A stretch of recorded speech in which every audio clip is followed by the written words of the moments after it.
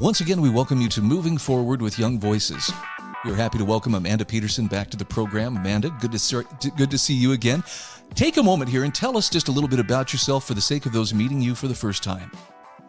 Thank you so much for having me again. My name is Amanda. I go by Amanda Talks Geopolitics on Instagram and TikTok, and I make a lot of content explaining American foreign policy interests and broader things too, to an audience primarily on there. Now, today we're going to talk a little bit about AI, though, aren't we? Mm-hmm. Yes, because that's a big AI and the race for semiconductors and everything. This is huge in the geopolitical realm. Obviously, the United States is in somewhat of a second Cold War with China, and there's a lot of competition between the United States and our partners and China to see who can make the best semiconductors, who can be ahead in the AI race, all of these things. And so if you pay attention at all to geopolitics, a lot of that discussion is centered around AI and the emergence of that. I understand there's a growing concern too, and I'm talking among the white collar workforce in America, that AI is going to be able to do their jobs better than they are able to, and so even people who previously felt like, we're pretty much immortal. No, they're going to have their lives touched by AI, but that's not necessarily a bad thing, is it? I don't think that it is. First of all, there's some people who think that AI will just completely wipe out everyone's jobs. Elon Musk is one of these people who thinks that there's just going to be a universal basic income and everyone's going to be paid by the government or something. That I don't see that happening, but some people think that, and I guess that could cause some concern because if a lot of people have a lot of free time, that could get concerning. I think then there's the thought process that people who work in white collar jobs, there's just going to be less white collar jobs available, and they'll use AI a lot in their day-to-day life and in their job. And that's what I think is more realistic. I also don't think that we're going to jump off a cliff one day and just have all of these jobs wiped out. I think that it will be more gradual, like most things are more gradual. But if people are concerned about white collar job loss due to AI, we do have partners around the world, and this is the video that I made, that do have more people seeking white collar jobs than there are jobs available, and are very highly educated, have a very dominant tech sector. The country that I spoke about is South Korea, and we can look to them for what has happened in their economy when we're thinking about what could happen to ours with the rampant adaptation of AI. I'm fortunate enough to remember the analog world. I remember before cell phones, before the internet and so forth. And life, was quite normal. There were a few extra steps, but the thing that I look back and I marvel on is nobody at the time could have predicted how much the world was going to change with the advent of, the internet and things being done online. And today we can't imagine what it would be like, to be any different. Let's take that kind of a shift and hold that up against what could potentially happen under AI. Are we looking at a similar major shift in every part of our lives due to the advent of artificial intelligence? I think so, but I think that it will be a good thing, right? I mean, I can't imagine going somewhere without a cell phone and having to have everyone's numbers memorized. I mean, I still have my number and my parents' numbers and things memorized, but I can't imagine having to memorize my friends or something. Now I have it all on my cell phone. I think that works. I think we'll see similar things like that. It'll make life a little bit easier day to day. It will also present some challenges, but we'll be able to get over those challenges or deal with those in an appropriate way. So, I appreciate your answer on that. Obviously, I see more positives than negatives. There are some downsides. Screen addiction is a thing, but generally, I would say it has improved our world in ways that we just kind of take for granted now. Let's talk a little bit about what has South Korea done in terms of AI and how it's affecting white collar workers. Talk to me about why it's not the catastrophic shift that some are anticipating is going to happen here in America. There's a couple of things that I pointed out in the piece that I think we could see here. First, South Korea is the plastic surgery capital of the world and medical aesthetics capital of the world. And I think that could become it already is a growing industry in the United States, but I think it could explode in a similar way to South Korea. In South Korea, you're allowed to, when you apply for jobs, you have to put a headshot on your job application. 92% of women expect to face some sort of looks-based discrimination in the hiring process. Many people are given plastic surgery as a high school or college graduation gift. And the thought for getting plastic surgery is that it will give you a leg up in the hiring process, and then also to be promoted, because there's 5 companies that basically make up the majority of South Korea's like stock market and their economy. And so in South Korea, you want to get hired at those companies and then stay at those companies. And people think of looks maxing, which is important, or it's become popular here, as a way to put yourself ahead. So I think that more people could think like that in the United States, and medical aesthetics could become even more common than it already is. But another thing that will also be an emerging market in the United States, right? Like more and more people can join the medical aesthetics field. It's a huge industry here. Another thing we've seen in South Korea, they have mandatory conscription for young men between 18 to 21 years old. And we are already seeing the U.S. recruitment numbers go up. They exceeded expectations. They think they beat them 4 months early in the year 2025. If young men are of the idea that if they go to college, it's going to be incredibly expensive and a white-collar job will not be guaranteed at the end of it, I think that we could see more of them join the military, because it's a steady paycheck. You get discipline, male camaraderie, all of those things. I think that it could be good for those reasons, but also South Korea has some very men and women don't get along there. They have like a bad interpretation of one another. The gender gap is even wider than it is here, because young women get a leg up early in their careers and such. Men are more right-wing there. Young women are more left-wing. We see that here too, but we could see that exacerbated. And the third thing is the e-gaming and e-sports industry there. They have one of the largest e-gaming and e-sports industries in the world, just behind the United States, China, and Japan. 57% of the country games. They have entire stadium audiences where people can go watch esports players or gamers compete. And that's a growing industry here too, but we could see something like that. Or if we don't see it specifically in gaming, really what I'm talking about here is emerging fields. I'm curious too. You'd mentioned Elon Musk is saying, well, AI is going to do all the jobs. We'll just have a universal basic income and so that sort of thing. That seems to discount human nature, and by that I mean human beings seem to be their happiest when they're creating something, and I don't see people not wanting to work or create at some level.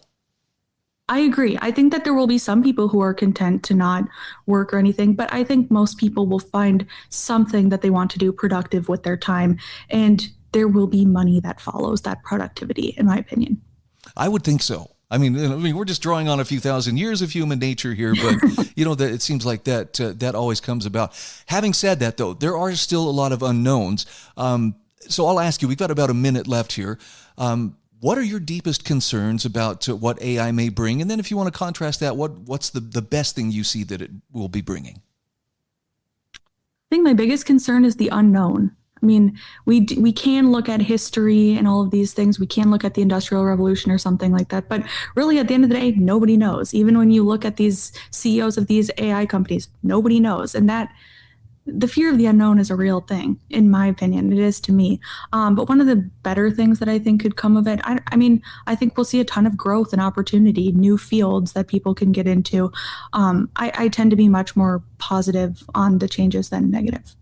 No, I think that's a good answer. And look, historically, I remember going to my daughter's kindergarten graduation, something like 10 years ago. And I remember the whoever it was who spoke, it was maybe the principal of her school, said something to the effect of, these kids are going to be working jobs that haven't even been created yet. And I went, oh, I wonder what that'll look like. And now that's kind of coming back to mind. So I'm excited to see what comes. And it sounds like you have a much more optimistic take, than I think some do. How can people find you? How can they follow you on social media? Thank you so much for having me again. You can find me at Amanda Talks Geopolitics on TikTok and Instagram, and Amanda Talks with 2 underscores on X. Again, we've been talking with Amanda Peterson. She is a Young Voices contributor. Amanda, thank you so much. Thank you so much. And we are back on Moving Forward with Young Voices. Happy to welcome Yaniv Regev back to the program. This is not your first time for some people, but others are meeting you for the very first time. Yaniv, take a moment and tell us just a little bit about who you are and what you do. Hi, Brian. It's great to be back. So I'm Yaniv Regev. I'm originally from Israel, but these days I reside in Washington, D.C., where I attend Georgetown University to study political theory and democracy. Well, I'm looking at an article you've written titled "Washington Can't Turn Right." And I know some people will think, well, obviously we're talking to the political right, but no, we're talking no right-hand turns on red lights. And apparently there's a number of American cities that outright ban right-hand turns on red at every intersection. And I have to ask, first of all, why do they say that they institute these bans? For is it out of safety or something else? Well, they say it's out of safety, but I would say that the record and the literature is not really there to back it up. I think the record is quite mixed when it comes to the research.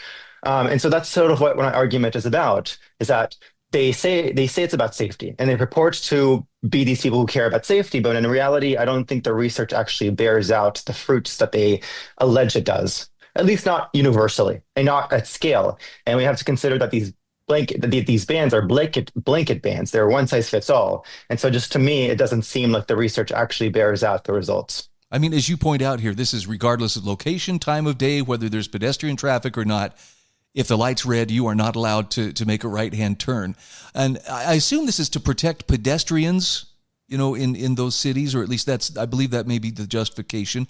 What have they found in tracking traffic patterns and accidents and so forth in those places that have enacted similar bans? So what they have found is that the conflict between pedestrians and vehicles has been reduced by the ban on turn on red. However, that does not translate to at scale a reduction in life savings and deaths overall. Because conflict can also translate to just close calls. First of all, it's not only just like fatal collisions or any collisions whatsoever. And what you have to consider is that by and large, any deaths that occur from intersection on red on red are quite low overall. And then when you reduce right on red or you ban it all right, then traffic patterns still change. There's still going to be other accidents that may be a result of that ban. And so what we see is that we have this checkered record when it comes to these bans. Some states have concluded that there's basically no change. Some states have concluded that there's been a very minor change. It seems like the data is rather dodgy on this question. And I think you point out in your article as well, there are some unintended consequences that come from those bans, even if they do see perhaps a modest, bump in pedestrian safety. What are some of the downsides that happen because vehicles are forced to stop and wait for the light to change? Yeah, so most notably is the traffic congestion. So obviously, if you can't turn, even if there's no vehicles, there's going to be extra traffic. And DC, this is one of the cities with the worst traffic already. It certainly has not made the issue any better. And also just the environmental pollution factor of just idling engines and not letting a car turn, again, when it can't possibly turn, even when it's safe. And I will also add that I think it's fun to turn on red. This might be a bit more of a shallow point, but I remember moving to America a couple years ago and just enjoying the fact that it was up to my discretion and up to my own judgment to turn on red and get to my location a little faster. And I think that the vast majority of people can do that responsibly and safely. And actually, I think you bring up a really great point, and that is we want motorists who are capable of exercising their judgment rather than simply being like, a slightly evolved form of Pavlov's dog waiting for the correct signal or the correct instruction before they can proceed. And, that I know that there are those who would say, well, people will take advantage. Well, it seems to me if someone knows I can't turn right if this light is red, they see a yellow light, maybe they go faster so they don't have to stop. And in so doing, they create greater risk. No, that's a great point. That's a great point. And to me, this is about I'm concerned about the philosophy behind these blanket regulations, because at the end of the day, we have to strike a balance between safety and philosophy. This is political theory 101. If it was just about reducing lives that are lost in traffic, then we should just reduce the federal speed limit to 40 or 30 or even lower if it saves lives. If it's just about safety, then I don't want to drive at all. But but I'm also not an extremist. Like I do recognize that we have to have speed limits. The danger. There's a lot of danger on the roads. People die every day from road accidents, and we absolutely have a role in regulating to some degree our traffic laws. There's a reason we have laws to begin with, and so it's a balance between the two, and neither extreme is good. I believe you invoked some economic language, which makes me smile, because that tells me economists are trained to look at things from not just what's the desired result, but also what's not seen that could also be an issue here. And I think you make a wonderful case here in your article that these one size fits all solutions don't really allow for trade-offs. And that's really what you're advocating for is, you're not calling for lawlessness, but you're saying, where can we strike the balance between the order required for traffic and pedestrians to safely move through an intersection with the individual freedom to make decisions and the autonomy to make decisions without being, compelled? Right. It strikes at this balancing act that any responsible society has to strike between freedom and safety. If we get rid of all freedoms altogether, we might live in a really safe society, but that's not a society that I want to live in.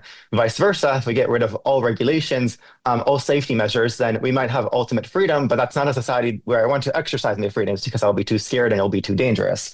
So it really is a balancing act that we have to strike. And I wish that we would just get away from all the moralized, overly ideology-centered rhetoric and just focus on like the pragmatic matters here, which, as I suggest in the article, like there shouldn't be a one size fits all solution. We should look at this intersection by intersection and look at the data per intersection, as opposed to just masquerade behind like, oh, we care about safety, so we're just going to ban this all right. To me, that seems disproportionate. And to me, it seems like lousy argumentation and lousy policy.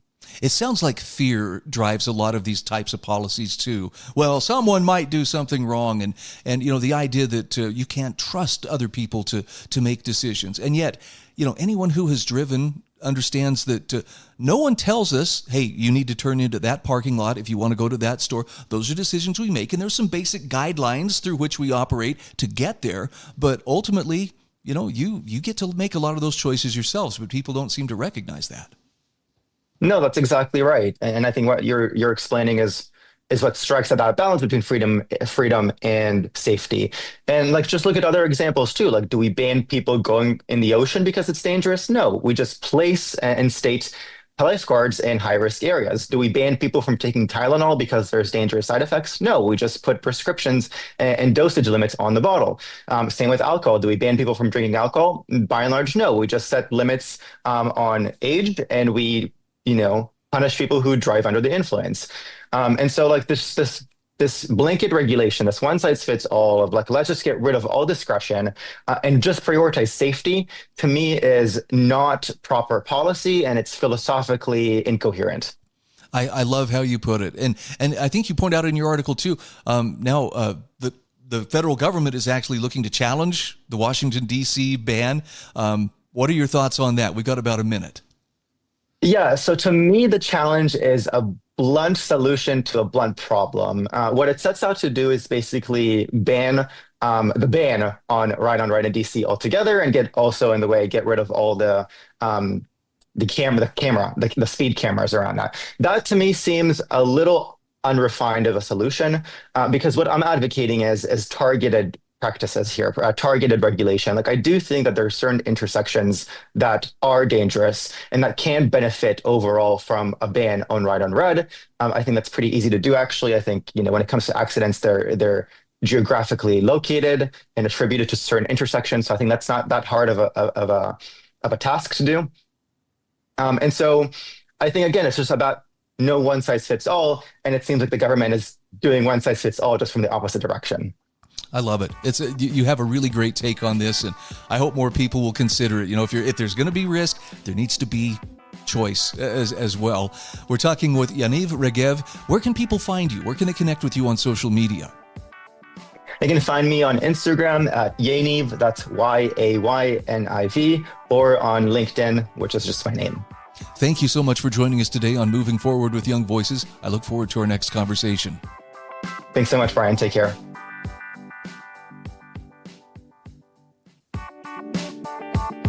Welcome back to the show. Happy to welcome Garrett Fulce back to the program. Garrett, it's good to have you on moving forward with Young Voices once again. For the sake of people who are making your acquaintance for the first time, take a moment. Tell us a little bit about yourself. Yeah, my name is Garrett Fulce. I'm based in Sugar Land, Texas, and I'm a podcast host and commentator and public affairs and relations expert based here in Texas, and I like to write about topics that interest me.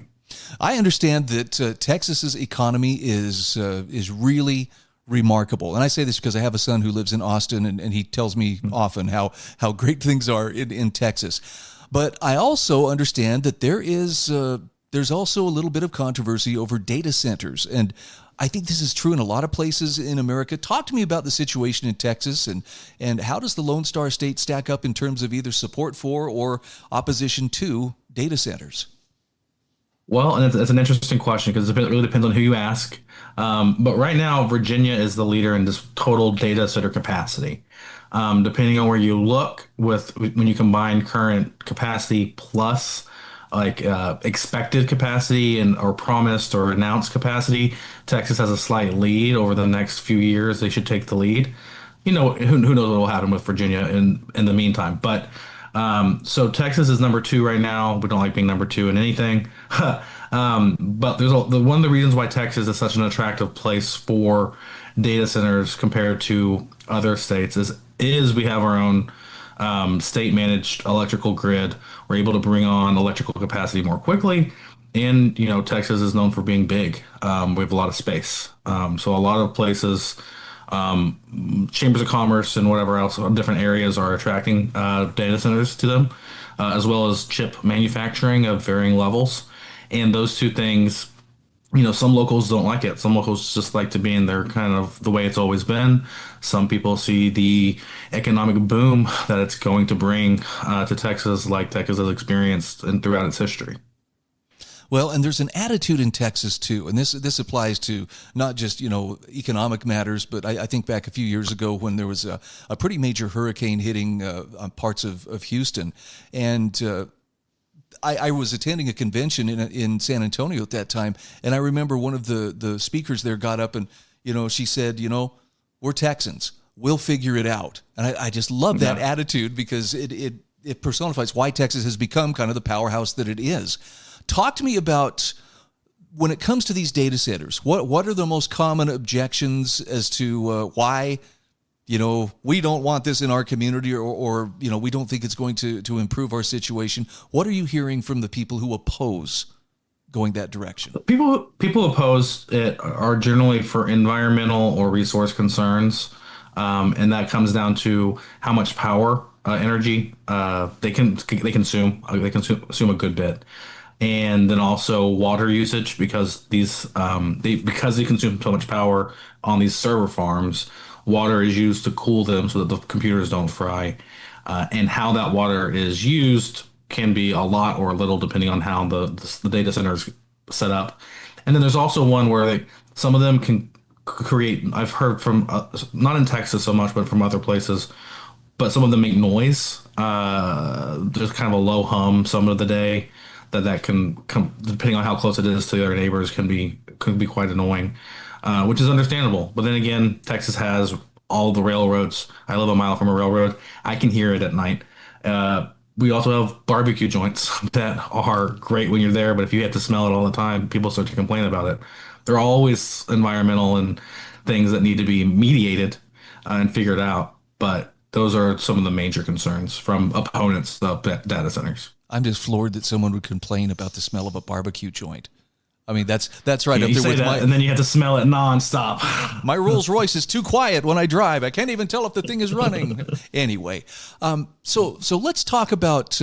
You point out in this article I'm looking at, you talk about this is not the first time that a technological challenge has arisen, and the adaptation has taken place before. I mean, you give the example of railroads, oil and gas, for that matter. Water. So how do you help people suss out, which information to look at before they make their minds up and put their foot firmly down and say, we just can't have these data centers? Well, people generally kind of have certain preconceived notions when it comes to any resource. That it's finite, or that is the pool, and that we have to figure out how to divide that amount of power or water or whatever the resource might be. In Texas, we've learned a long time ago, it's a dry state, but it has good soil. So people first came here like, oh, there's a lot of good soil here, but then everything would flood. That's why one of the reasons why they had good soil. But then it would have droughts. So there'd be times where you had no water, and the populations would boom and bust based off whether there was water. So they learned they had to dam the rivers for flood control, for water, and like now Texas has hundreds of reservoir lakes. Naturally, we have one, and it's on the border with Louisiana. That wasn't going to, fuel the whole thing. So we had to find that water. Some places that's not possible. We have to go to aquifers, just like anywhere else. We had to find where the water was, and because water issues have perennially been a topic at the legislature and among people, regardless of industry in Texas. We're always concerned with not just how water is used, but that we're going to have enough, and what are we doing to build more. It's one of the reasons why last year Texans passed a $5 billion constitutional amendment that's going to fund water projects into the future.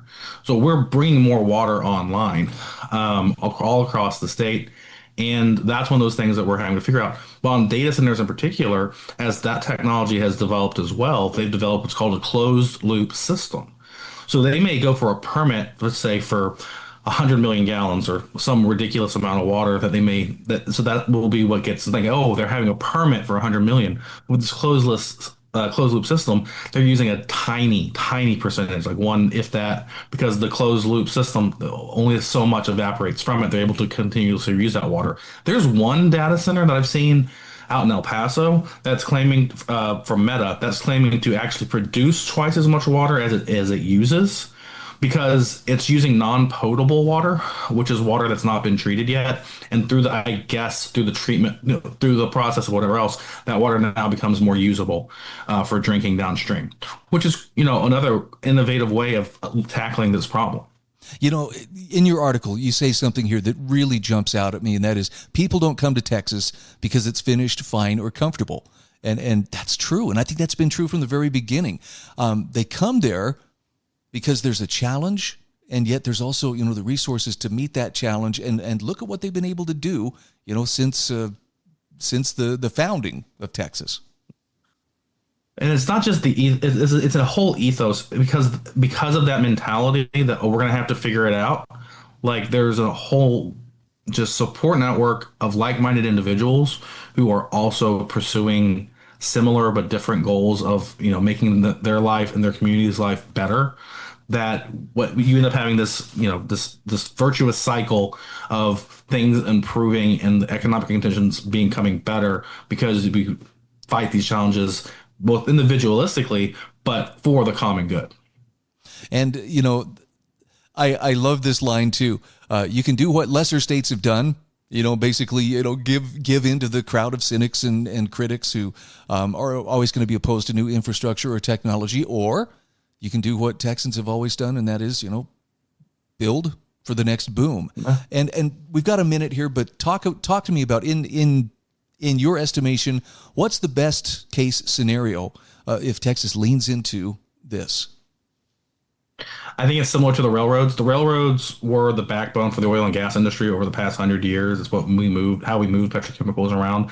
Data centers are also the backbone of the modern internet and the future technologies of AI and whatever else comes down the pipeline. You're going to have data processing for that.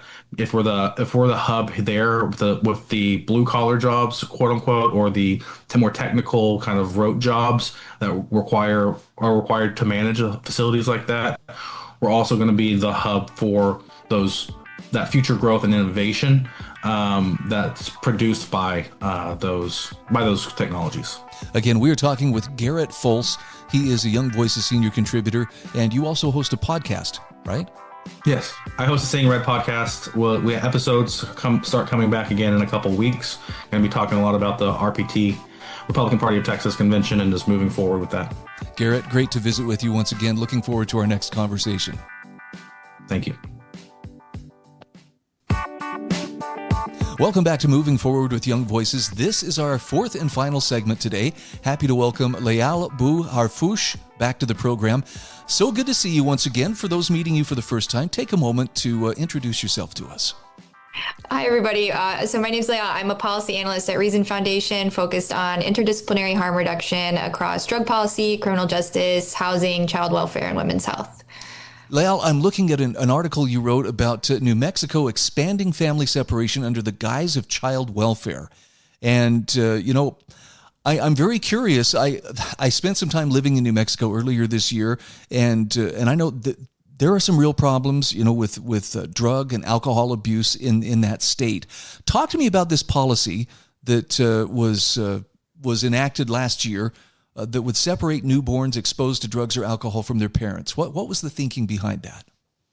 Yeah, I mean, this is something that we see a lot, especially within kind of, harm reduction solutions, right? Is that there's more touchy areas like child welfare where, there's a kind of an instinct to protect the kids, right? Things in name of protecting children. And so the governor of New Mexico decided that any infant that was deemed like exposed to substances in utero would be held by the state for 72 hours, regardless of any confirmatory testing, regardless of the context of the situation. And so, in the name of safety for kids. Of course, on the surface, that may look like an appropriate response. But when you peel back a bit of those layers, what you're doing inherently is co-opting healthcare with law enforcement. And that has disastrous consequences for the children, actually, because it pushes women away from healthcare. They're not going to go seek prenatal healthcare, even if they're in need and they need help with even their substance use, out of fear of getting their kids taken away. And what was even crazier about this policy is that months later, they put out a report, this has been extremely successful. The state has, taken over 100 newborns. And it's, wow, yay, good for us. And it's, that's wild to me because that outcome is hardly something to be celebrated, especially when there's better solutions out there. And so with this bill that I talk about in my piece, it was meant to move the state in a better direction. But unfortunately, the governor is taking New Mexico in completely the opposite direction. That does seem like kind of an odd thing to celebrate. Hey, we've successfully separated these infants from their families. Now, this is not denying that there aren't problems, but talk to me about what would be a better approach that could address the substance abuse problems, but not at the expense of forcibly separating families.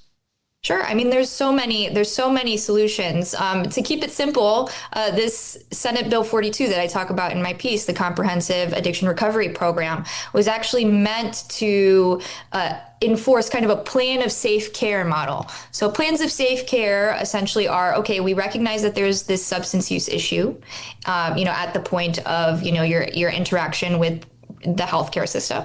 And then we connect you with social services, and then we think of a plan of how to keep everybody safe, whether that be, you're in treatment or, we have certain amounts of therapy, certain amount of home visits. So it can look different for everybody. And that is, that's been successful in a lot of different places. Specifically, Delaware had really great outcomes doing plans of safe care, but it kind of varies because implementation inherently across states vary. And the solution to this is not to throw away plans of safe care altogether. It's to look at who's doing it well and why is it going well, and how can we incorporate that in our state. But inherently, especially with things like child welfare, the first second something doesn't work, it's like, okay, let's just toss the whole intervention. And that's just not a smart thing to do, because the latter is something so extreme that skips about 30 steps that should be in between, initial figuring out that there's an issue and removal. There should be many steps in between that. Theoretically. It seems too that there's a bit of a blurred line here, and maybe I'm the only one seeing this, but the idea that substance abuse can be treated as a health issue, and I believe there are countries, Portugal comes to mind for doing that, but it can also be treated as strictly a criminal or police kind of issue. It seems to me that the lines here kind of, they may cross at some point. There may be a point where it is a criminal matter and does need to, require some kind of extraordinary intervention. But it also seems like there are also ample opportunities where if you were treating it as a health issue rather than a criminal issue, you could still get to the root of the problem.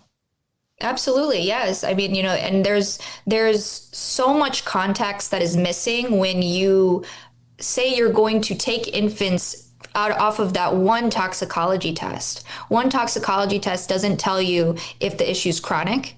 It doesn't tell you if it was accidental. It doesn't tell you if it was even a substance to begin with, because a lot of the times the toxicology test is a urine drug screen, and those can be ticked off by different things. If you have a poppy seed bagel in the morning, you'll test positive for opioids. And so taking without question, is absolutely wild, because you're inherently you're going to drive people away from the systems that were meant to help them. Well, and there seems to be a little bit of a one-size-fits-all mentality in the sense that, some families may be dysfunctional enough. It really is in the child's best interest to remove them. But foster care really should kind of be a regrettable last resort rather than, well, you checked off this box and now it's off to foster care. Yeah, I mean, it's especially when we have all these tools available. Research shows that children in foster care are about 80% more likely to have mental health issues compared to 20% from the general population. And so we need to have a think about, putting someone in foster care, because that's not a light decision either. And to do that with incomplete evidence, from one toxicology screen is... it's absurd, especially when we have all these tools like plans of safe care. There's also different models, like START has, like I written about in my piece, has great outcomes, which is kind of like another integrated, really personalized model for families. And, so there should be a bit more of an emphasis on keeping families together, because the latter, separating them, has disastrous consequences long term for both the child and the mother. You also point out in your article, too, that, some policies tend to expand the state's intrusion and surveillance of and power over families rather than trying to keep a healthy balance of, give the family autonomy, a chance to work out their problems without, the state intervening. It seems like it just kind of puts the state in charge and do what they say. Yeah, and that's very dangerous, because there's a disconnect between what's happening on the ground and where the state is, even in proximity to the family. So if we're expecting the state to know exactly what to do with every single family, we're inherently, that's absurd. The people, the specialists closest to the ground, closest to the families, the people who are experiencing this on the ground are going to know what's best for that family. And, to give the state that power, they're going to lean towards black and white in a situation that's very much gray. And, taking children away from their families in that instance, because it's just easier, the state operates very black and white, it's going to affect children in the long run. So if this is really about safety and care of children and families, then we should be leaning on what the evidence shows, not this kind of instinctive jump to protect without looking at the evidence.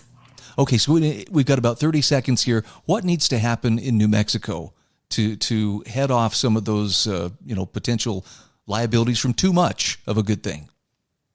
Yeah, I mean, what needs to happen in New Mexico is revisiting the rules that they've made for SB 42 and understanding that the problem is not the plan of safe care. It's the implementation of the plan of safe care. And how can you do that in a way that doesn't unintentionally harm families and children? Because if that's the goal, then we really need to take a second look at the way things are going.